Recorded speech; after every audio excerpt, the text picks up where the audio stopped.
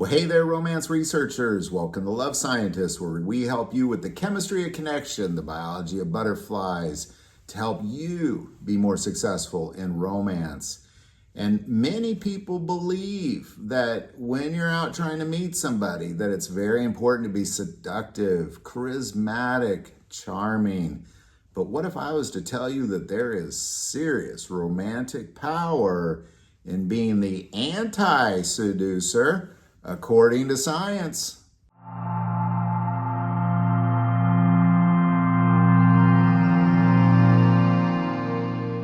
That's right, I said it. Trying not to be sexy can be powerfully attractive. So the first thing we're going to take a look at, being the anti-seducer, according to science, is what is an anti-seducer? Well, the term anti-seducer comes from Robert Greene's The Art of Seduction, describing people who repel attraction by being needy, insecure, or trying too hard. But here's the plot twist. Not all anti-seducers lose. According to Greene R. in The Art of Seduction, 2001, and Leary and Kowalski in 1990, Impression Management Theory, science shows that when people don't try to impress others, it can trigger a phenomenon called the Pratfall effect. Not quite understanding why is it that this person isn't trying. It's a beautiful thing and very attractive. So what is the Pratfall effect? Well, according to Elliot Aronson in 1966, the Pratfall effect, when high competence people show flaws or awkwardness, they become more likable. It's because we trust what's real, not perfect.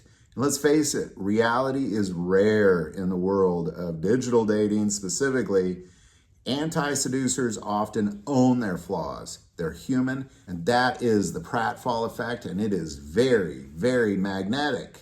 Well, why is that? Well, it puts forth what scientists call the effortless effect. According to Norton et al. In 2012, the IKEA effect, when you see someone not trying too hard, your brain perceives authenticity and values it more. Also, according to Cialdini in 1984, the principle of scarcity, people who don't chase validation seem rare. And rarity equals value. It's called the scarcity effect. In other words, being authentic and showing your flaws and not really caring about them is rare, because especially in the online world, everybody's trying to show this completely unauthentic part of their life.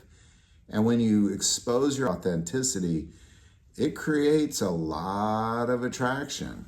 And really it comes down to anti-seducers equal secure attachment.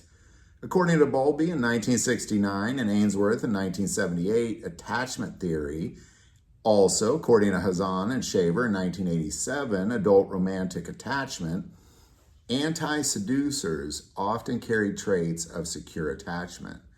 Low anxiety, low neediness, calm presence. These traits subconsciously tell others, you're safe with me. It's something about neediness that freaks people out. And when you give the impression you could care less whether somebody wants you or not, it's gonna draw them to you because they feel comfortable and safe with you. Simply because it's mysterious. And guess what? Mystery is greater than performance. According to Zajonc, 1968, mere exposure effect, when someone's feelings for us are unclear, we actually become more attracted to them. In addition to this, according to Whitchurch et al. In 2011, Uncertainty and Attraction Study, being a little unreadable, a little less seductive on purpose, builds intrigue. That's how anti-seducers accidentally win. Because it oftentimes, the anti-seducer is just simply not caring about what people necessarily think about him or her. And because of this, it creates a mystery where in the rest of the world, and again, especially on online, when you look at social media, it's a performance. And mystery is much, much greater than performance, because the anti-seducer really equals mystery. And when you're mysterious, it makes them think you're authentic. And in addition to mystery being greater than performance, authenticity is greater than charisma. According to Kernis and Goldman in 2006, authenticity in relationships, people high in authenticity, even if awkward or plain, are more trusted and desired in long-term relationships. So if you're not charismatic, stylish, or smooth, science says you still got game, just a better game to some degrees. And why is that? Well, it's because anti-seducers seem emotionally anchored. According to Fredrickson 2001, the Broaden-and-Build theory of positive emotions, anti-seducers don't stir chaos. They often calm, they're grounding, emotionally safe. That actually expands our capacity for connection. And really what it comes down to is, and I hope you see a trend, is try hard energy repels people. It pushes people away, which is why the anti-seducers are so incredibly successful in romance.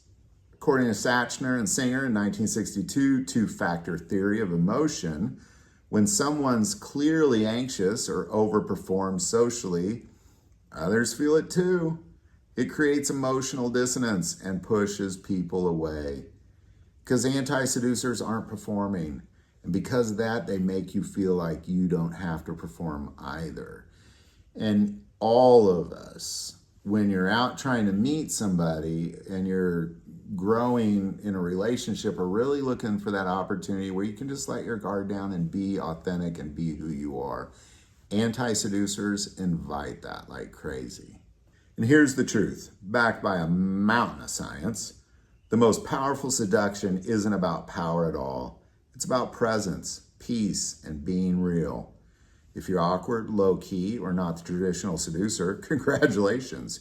You might be someone's dream partner and not even know it. So what you think is the least seductive thing about you, many people actually love. So if you found this video helpful, hit that like and subscribe button. Put all of the scientific sources below and check those out. If you feel awkward or oftentimes feel like the anti-seducers, but people love those things about you, put those in the comments below. And it's very important. Use science to be successful at romance. Don't go in it blind.